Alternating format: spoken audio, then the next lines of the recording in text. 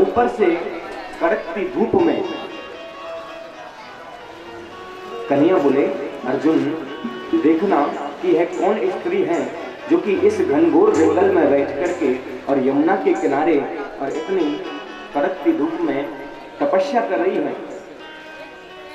तुम जानकारी करके आओ कि यह तपस्या क्यों कर रही है, इसे क्या चाहिए। अर्जुन ने कही, प्रभु अभी आया। अर्जुन गए और कालिंदी से जाकर के बोले, देवी आप कौन हो, आप यह तपस्या क्यों कर रही हो। कालिंदी बोले, मैं द्वारिका के राजा श्री कृष्ण द्वारिकाधीश के लिए यह तपस्या कर रही हूँ। अर्जुन बोले, क्यों। क्योंकि वहां मैं उनसे स्वयंवर करना चाहती हूँ, विवाह करना चाहती हूँ। प्रेम से बोलो, मैं उनसे विवाह करना चाहती हूँ, इसलिए मैं यह तपस्या कर रही हूँ। अर्जुन बोले, लो आपकी तपस्या पूर्ण हो गई। कालिंदी बोली, मैं कुछ समझी नहीं। बोले, अपना हाथ मुझे पकड़ाइए। कालिंदी का हाथ पकड़ के अर्जुन ने द्वारिकाधीश के हाथ में दे दिया। ये लो आपके द्वारिकाधीश आपको मिल गए, आपकी तपस्या पूर्ण हुई। प्रेम से बोलो, राधे राधे। चौथा विवाह भगवान का ऐसे कालिंदी के साथ में हुआ। पांचवा विवाह भगवान का मित्र वृंदा के साथ में हुआ। बंधुओं, भगवान की यह 8 विवाह ऐसे क्रम से होते गए और छठवां विवाह भगवान का नागनजिति के साथ में हुआ। 7वां विवाह भगवान का भद्रा के साथ में हुआ और 8वां विवाह भगवान का लक्ष्मणा के साथ में हुआ। ऐसे भगवान के 8 विवाह संपन्न हुए। बोले, द्वारिकाधीश की। परीक्षित जी बोले, आचार्य वर, ये तो 8 विवाह हो गए, लेकिन 16,100 विवाह आपने बोले थे, वो कैसे हुए। एक समय माता पृथ्वी भगवान के धाम द्वारिका आए और भगवान से हाथ जोड़ के निवेदन करने लगे, प्रभु मेरी कोख में एक दुष्ट राक्षस रहता है और वो मुझसे ही उत्पन्न है, भूमि से उत्पन्न है, इसलिए उसका नाम है भौमासुर। और उसका नियम है कि वह जगह जगह से एक एक कन्या को चुरा करके लाता है, राजकुमारियों को चुरा करके लाता है और प्रभु वो भूमि के अंदर कारागार बना के रहता है और उसी में कैदी बना देता है उन कन्याओं को। प्रभु उसके अत्याचार से अब मैं बहुत कुपित हो गई हूँ, मुझसे रहा नहीं जाता। कन्हैया बोले, देवी आप निश्चिंत रहिए, समय आने पर मैं उसका उद्धार कर दूंगा। प्रेम से बोलो,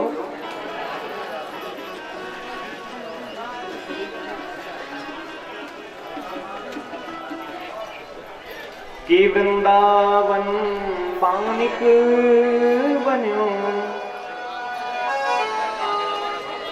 भ्रमर करत गुंजा दुल्हन प्यारी राधिका सुदूरानंद कुमार।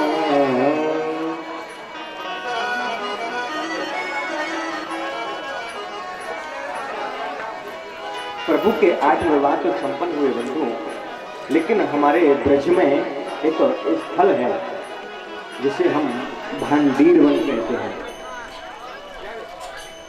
एक समय भगवान ने राधा जी का हाथ पकड़ा जब मेरी कन्हैया छोटे से थे और वृंदावन धाम में सुंदर नृत्य रास करते थे। मेरी कन्हैया राधा जी से बोले, हे राधे आइए हम एक लीला करते हैं। प्रेम से बोलो,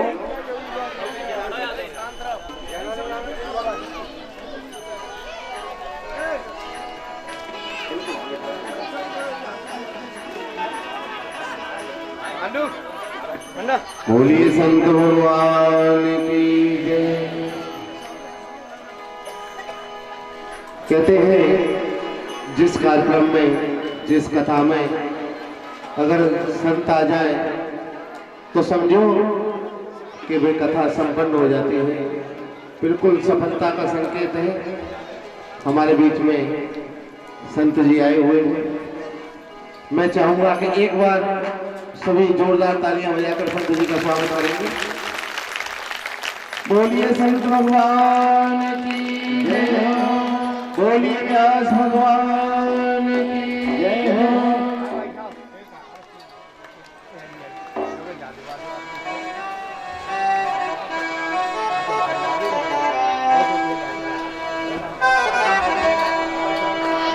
सांसों की माला पे शिविरों में सीताराम, सांसों की माला पे शिविरों में सीताराम। अब मैं सांसों की माला पे सांसों की माला पे शिविरों में सीताराम।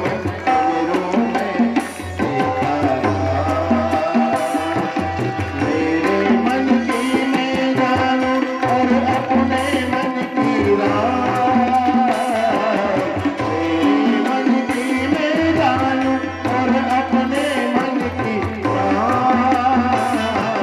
सांसों की माला शिविरों में सीताराम, सांसों की माला पे शिविरों में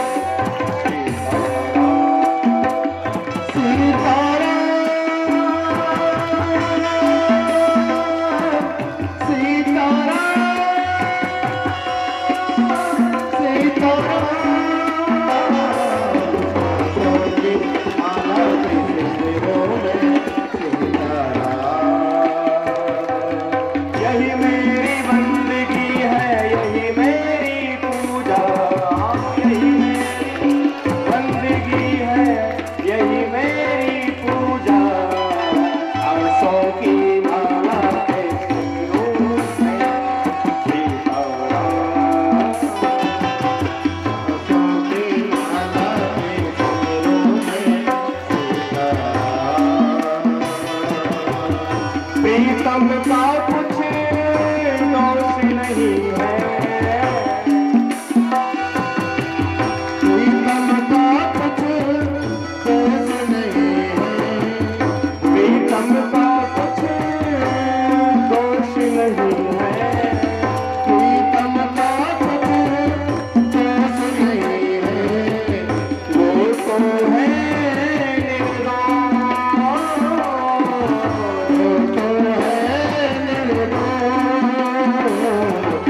शाम की माला जपते हो गई मैं बदनाम। सांसों की माला पे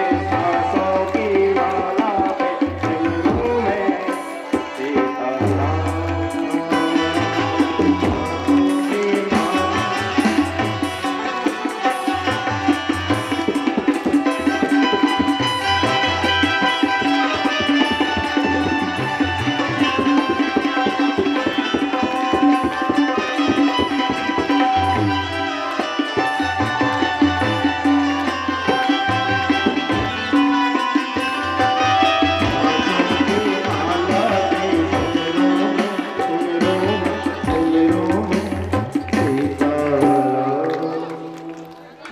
प्रेम से बोलो राधे राधे।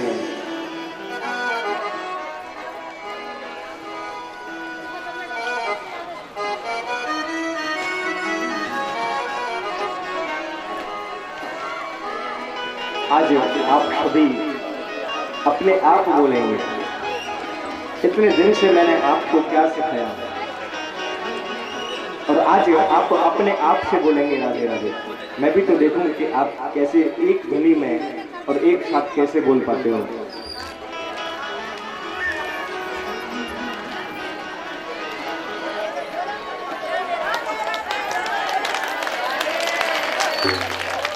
क्या बात है भाई, बोलना पड़ेगा राधे राधे।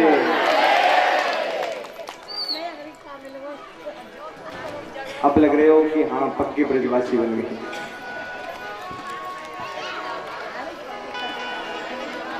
के वृंदावन बानिक बन्यो, भ्रमर करत गुंजा, दुल्हन प्यारी राधिका, सो दूल्हा नंद कुमार।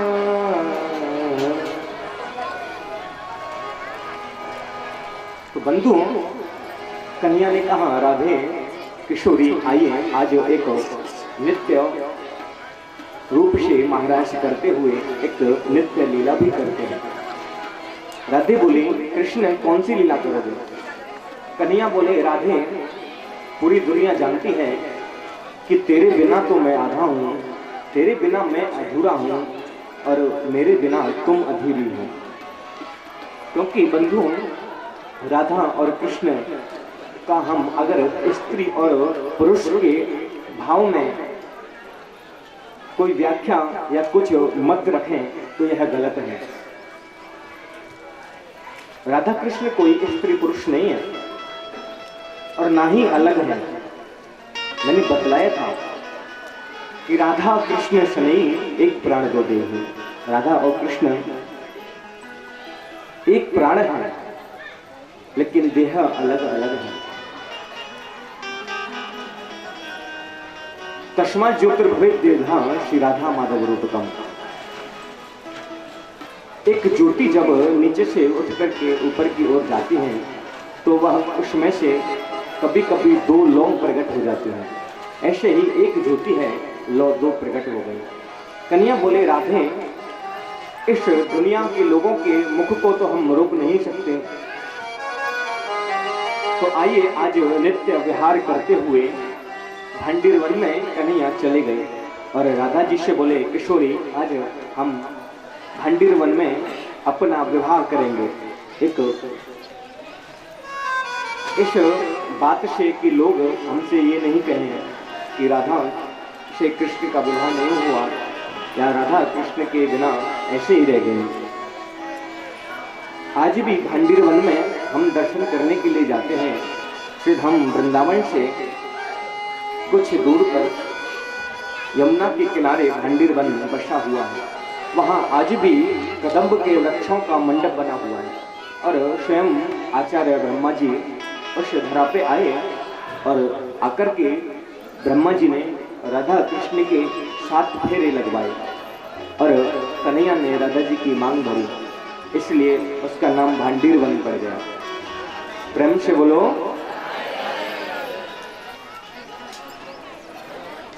कन्हैया ने सुंदर नित्य विहार करके राधा जी के साथ में फेरे लिए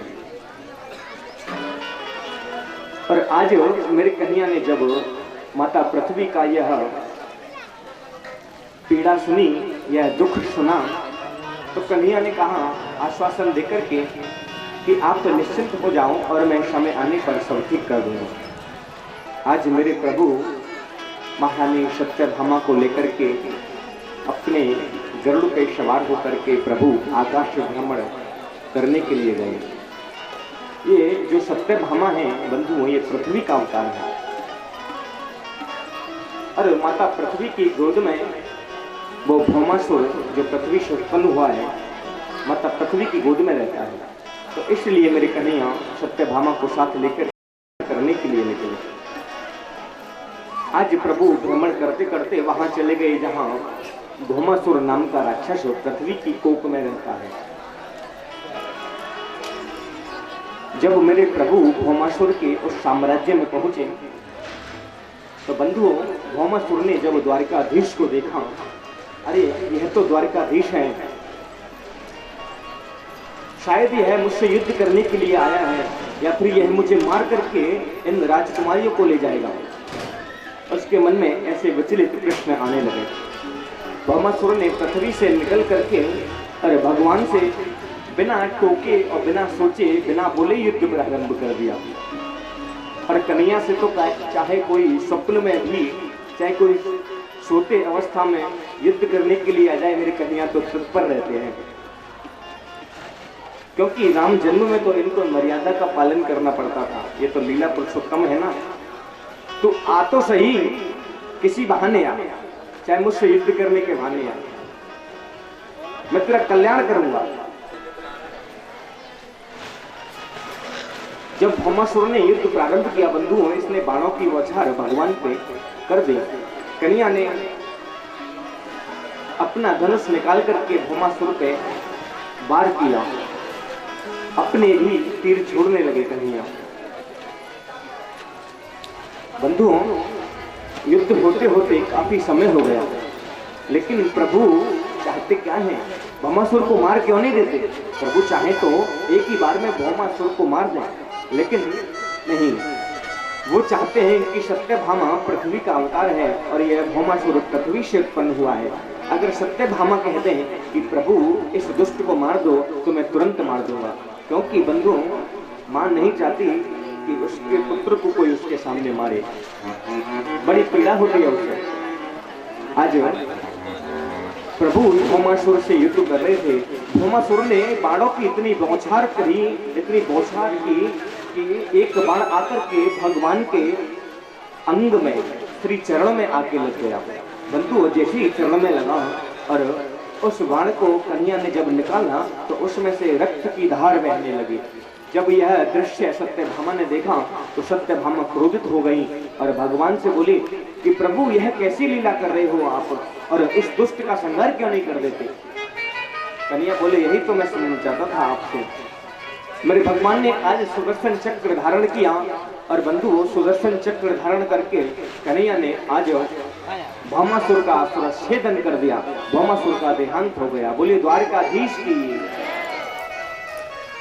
मेरे प्रभु ने भौमासुर के सारे साम्राज्य को नष्ट कर दिया, और मेरे प्रभु उस जगह गए जहां भौमासुर ने उन 16,000 कन्याओं को बंदी बना के रखा था। बंधु, इसने भौमासुर ने संकल्प किया था कि जब तक 20,000 कन्या नहीं हो जाएंगी, और 20,000 जब युवती, जब स्त्री सब इकट्ठी हो जाएंगी, तो 20,000 कन्या मैं इकट्ठी करके राजकुमारियों को कर लूंगा, तो इनके साथ मैं एक ही बार में वहां कर लूंगा। प्रेम से बोलो। तो इसने 16,100 कन्या तो इकट्ठी कर ली और बाकी रह गई थी। आज मेरे प्रभु ने इन 16,100 कन्याओं को भौमासुर की कैद से मुक्त किया, और जब यह कन्या बाहर निकल करके आई और भगवान से निवेदन करने लगी, प्रभु आपने हमें मुक्त किया, यह आपने बहुत अच्छा किया, लेकिन आपने हमको मुक्त क्यों किया? यह सबसे गलत किया। कन्या बोले, अरे मैं कुछ समझा नहीं, मैंने आपको भौमासुर से मुक्ति दिलाई, आप बोलती हो कि मैंने गलत किया, मैंने ऐसा क्या किया?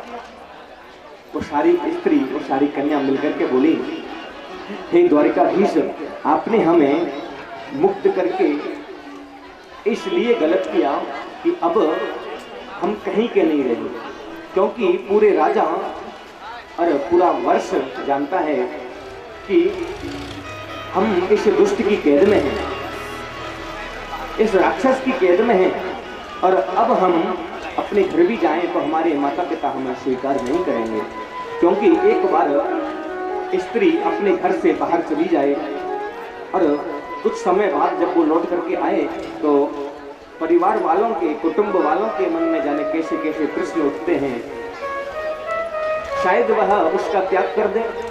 तो प्रभु, क्या पता हमारे पिता ने, हमारी माता ने हमको स्वीकार नहीं किया, और जब हमारे माता पिता स्वीकार नहीं करेंगे हमें, तो हमारे पास दो ही रास्ते हैं।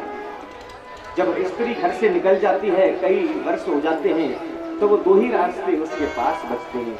कन्या बोली, कौन से रास्ते? या तो हम कुएं में जाके आत्महत्या कर लेंगी, या फिर किसी वेश्यालय पर जाके किसी कुमार्ग में चलने लग जाएंगे। द्वारिकाधीश सोचने लगे, यह बात तो ठीक कह रही है, तो द्वारिकाधीश आप ही बताइए हम क्या करें? कन्हैया बोले, बंधुओं, केशव कृष्ण बहुत दयालु हैं, वो दीन बंधु हैं, वो जगत पिता हैं, सबके बारे में सोचने वाले हैं। आज मेरी कन्हैया बोल पड़े, मैं एक बात आपसे बोलूं, आप बुरा तो नहीं मानेंगी? सभी कन्याएं बोली, प्रभु आप बोलिए, हम बिल्कुल बुरा नहीं मानेंगे। मैं चाहता हूं कि आप सभी एक साथ मिलकर के मुझसे विवाह कर लें। जब उन कन्याओं ने यह सुना तो उनका हृदय गदगद हो गया, प्रसन्न हो गया कि ऐसो को उदार जग माही, बिन सेवा जो द्रवही, पर राम सरिष को ऐसा उदार हृदय वाला कोई और हो सकता है क्या? 16,100 कन्याओं से भगवान द्वारिकाधीश ने गांधर्व विधि से एक साथ विवाह किया। तो ऐसे मेरे प्रभु के 16,108 विवाह हुए। बोले द्वारिकाधीश की, बालकृष्ण लाल की। मेरे प्रभु सभी कन्याओं को द्वारिकापुरी लेकर के आए। बंधु अपने महल में जगह दी। जितनी कन्याएं थी 16,100, सभी के साथ में मेरे प्रभु नियमित रूप से रहते हैं और सभी कन्याओं को अलग अलग कक्ष प्रदान किए द्वारिका में। और जितनी कन्याओं के कक्ष में जितनी कन्या रहती हैं, प्रभु की जितनी भी रानी रहती हैं, सबके साथ में मेरे कन्हैया एक एक रूप से प्रकट हो गए। एक साथ सबके कक्ष में जाते, एक साथ ही बाहर निकलते। यह विचित्र लीला मेरे द्वारकाधीश की है। बड़ी बड़ी लीलाएं मेरे प्रभु भक्तों के साथ में करते हैं और मेरे प्रभु भक्तों पे सुंदर कृपा बरसाते हैं। इसीलिए तो भगवान के भक्त मदमस्त रहते हैं भगवान की भक्ति में। जो प्रभु के ज्यादा करीब रहता है उसे किसी बात का दुख नहीं रहता, उसे कोई चिंता नहीं व्यापती। ब्रजमंडल में जो व्यक्ति वास करते हैं उन पे प्रभु की पूर्ण कृपा है। एक बार श्री शनि महाराज शनिदेव ब्रजमंडल में आए और ब्रजमंडल में आकर के जैसे ही ब्रज की भूमि पे धरा पे शनि ने प्रवेश अपना चरण रखा तो कन्या ने रोक दिया, शनिदेव आप मेरे ब्रजमंडल में नहीं घुस सकते। शनिदेव बोले प्रभु यह तो मेरा नियम है, जो व्यक्ति निशाचर राक्षस रूप की भांति जीवन व्यतीत करता है और जो गलत कार्य करता है, मुझे तो उसकी खोपड़ी पे सवार होना ही पड़ता है, उसकी बुद्धि भ्रष्ट कैसे होगी। कन्या बोले नहीं भैया, ये मेरे प्यारे ब्रजवासी हैं, इनको तुम क्षणिक भर भी कष्ट नहीं पहुंचाओगे। शनिदेव बोले प्रभु ऐसा तो हो ही नहीं सकता कि मैं किसी पे सवार ना हूं। भगवान बोले भाई तू नहीं मानेगा। शनिदेव बोले नहीं मानेगा, चल ठीक है तू कर ले क्या करना है। शनिदेव बोले प्रभु आप नाराज क्यों होते हो, मुझे मेरा काम करने दो। प्रभु बोले नहीं भैया, मैं ब्रजवासियों को कष्ट में नहीं देख सकता। ब्रजवासी चाहे कैसे भी हो मैं कष्ट में नहीं देख सकता। आज शनिदेव बोले कि प्रभु एक काम कीजिए। कन्या बोले भैया कौन सा काम करूं मैं बता। कि जो तुम्हारे सुंदर सुंदर भक्त हैं ना, जो आपको रात दिन कीर्तन गावे, जो आपको भजन करें, मैं उनकी खोपड़ी पे नहीं बैठूंगा। और जो ब्रज धाम में आके जो भागवत सत्संग में रह करके राधे राधे ना बोले, मैं उनकी खोपड़ी पे सवार रह जाऊंगा।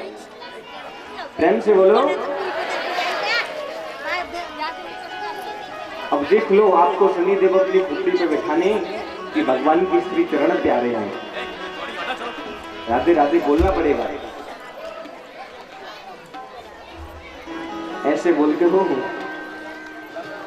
चलो ठीक है कथा करते हैं, आप लोग ज्यादा प्रसन्न होंगे। तो बंधु भगवान के 16,108 विवाह संपन्न हुए। एक भाव होता है प्रभु के प्रति समर्पण का, और वह भाव हमने प्रभु को जब दिया, यही भाव गोपियों ने भगवान को महाराज में दिया और कन्या से कहने लगे कन्हैया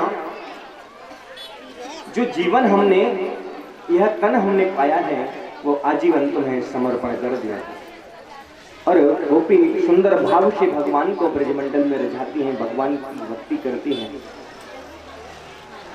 मेरे कन्हैया भी ब्रजवासियों को आज भी अपनी पायल और बांसुरी की आवाज श्रवण कराते हैं और उसी बांसुरी की आवाज पर बड़े बड़े ऋषि बड़े बड़े भक्त मोहित हो जाते हैं। प्रेम से बोलो। अगर कन्हैया आपको बांसुरी सुनाए तो आप मोहित हो जाओगे।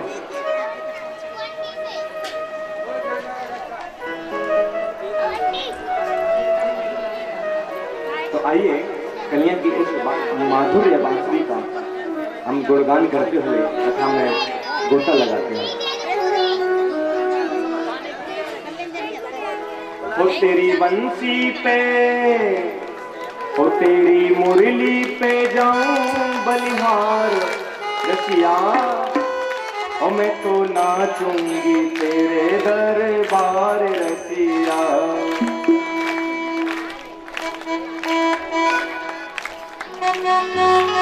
बाकी बिहारी लाल की, राधा रानी की, भगवान की भक्ति में कौन कौन झूमना चाहता है हाथ उठाते हुए बताइए। अभी रुक गया है।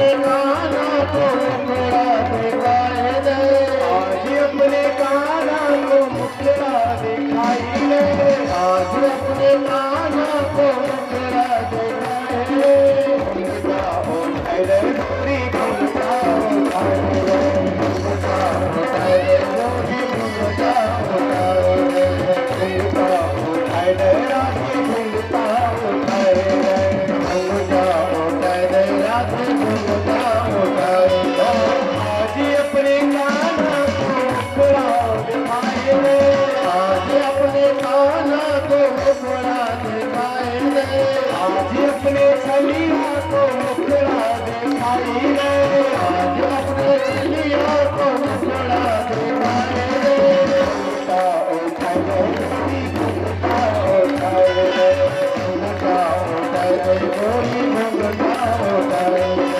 घुंघटा उठाए दे राधे घुंघटा उठाए दे, घुंघटा उठाए दे राधे घुंघटा उठाए दे। बाकी नहीं आएगी।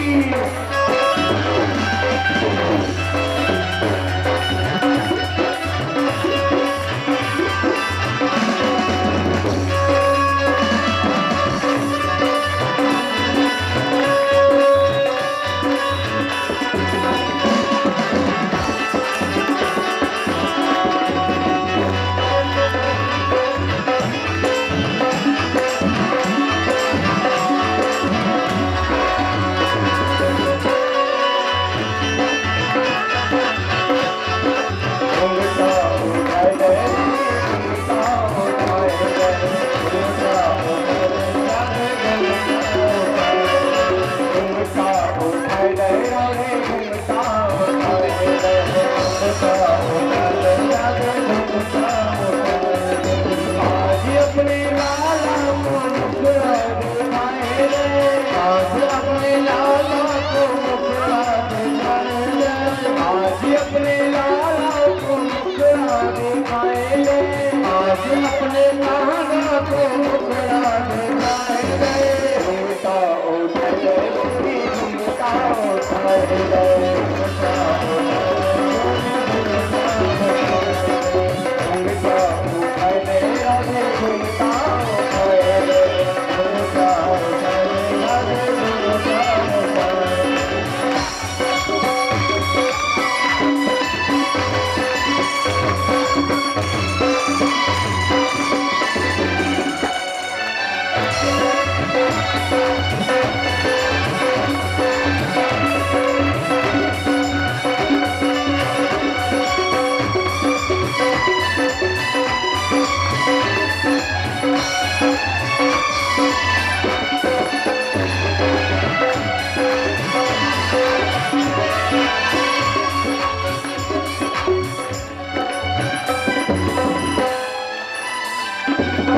मेरे पाल मेरी राम दुहाई, तेरे मेरे चले की राम दुहाई, मेरे मेरे पाल मेरी राम दुहाई, तेरी मेरी चाल तेरी राम दुहाई, गोरे गोरे मुखड़े पे बिंदिया लगाई, गोरे गोरे मुखड़े पे बिंदिया लगाई, गोरे गोरे मुखड़े पे बिंदिया लगाई, गोरे गोरे मुखड़े पे बिंदिया लगाई, बिंदिया दिखा के मेरी निदिया उड़ाई ले, मुखड़ा दिखा दे मेरी बिंदिया उड़ाए ले, बिंदिया दिखा के मेरी निदिया उड़ाई ले, बिंदिया दिखा दे मेरी बिंदिया उड़ाए ले, घुंघटा उठाए दे गोरी घुंघटा उठाए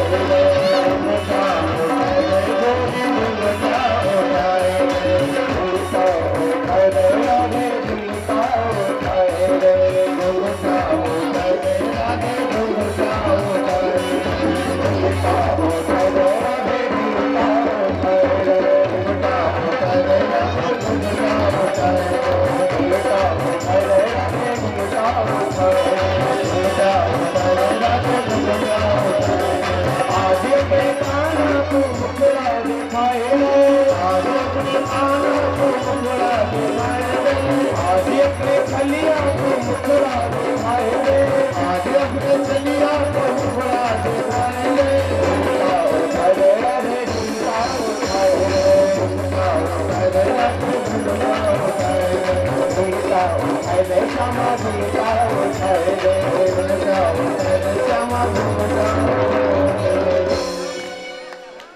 बोले वृंदावन किसी को क्षण भर कष्ट नहीं होने देते।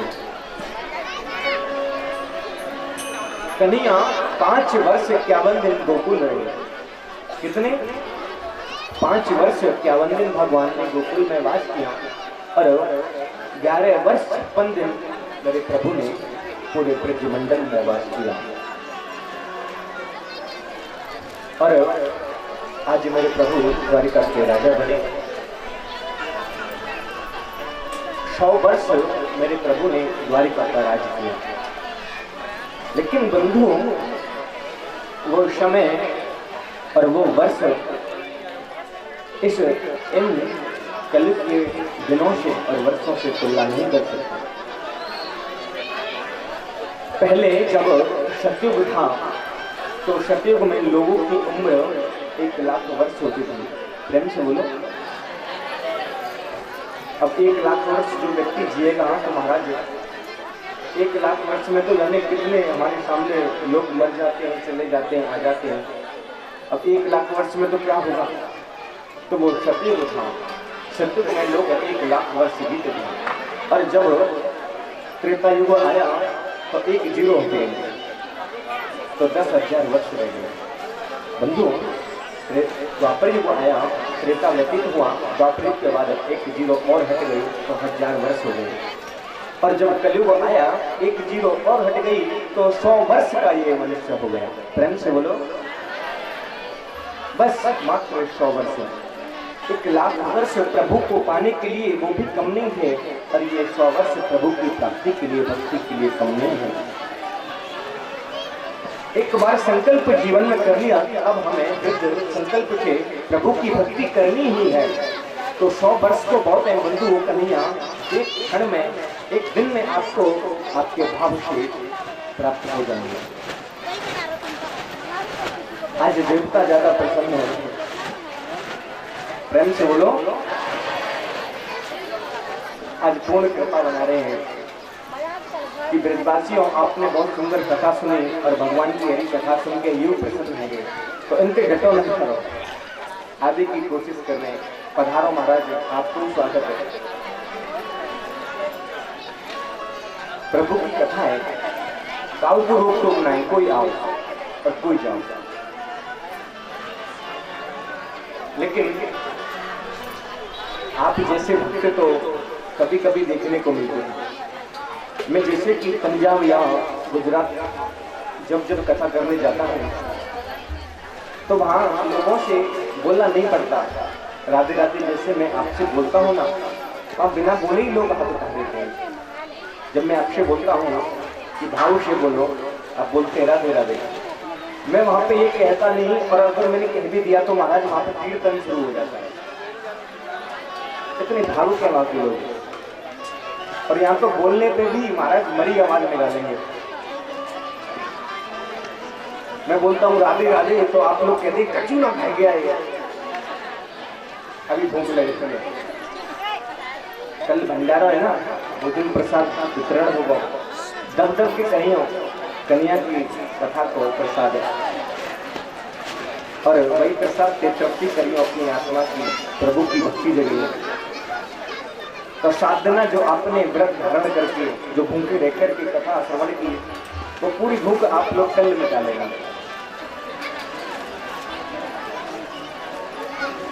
ये भाव होना चाहिए कि मेरे बोलने से पहले आप लोग बोल पड़े।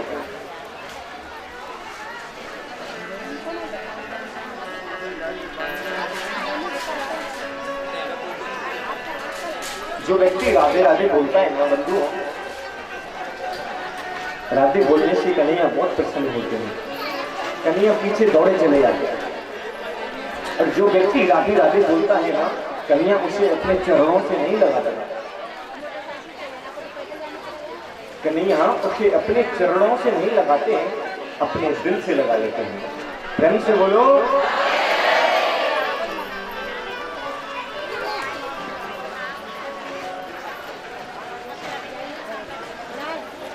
वैसे माताएं तो देखो भक्ति भाव वाली होती ही हैं, वो तो बोलती है कहने पर राधे राधे, लेकिन हमारे जो भैया लोग हैं वो तो ऐसे बैठे रहते हैं कि उनके कानों में कुछ जा ही नहीं रहा, स्तब्ध रहते हैं मौन अवस्था में। एक बार मैं यहाँ से संबोधन करूंगा कि एक बार हमारे जो भैया लोग हैं वो भी एक बार जोर से राधे राधे बोलेंगे कि पता कैसे चले कि आपने कथा श्रवण की नहीं। प्रेम से बोलो। सबसे ज्यादा हल्ला तो आप ही मचाना।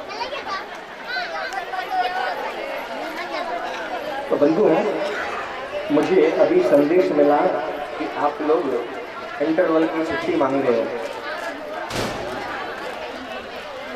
भैया देनी पड़ेगी, साम्राज्य आपका है बंधु, आपकी मर्जी है, फिर नहीं बैठोगे नहीं समय से कथा में।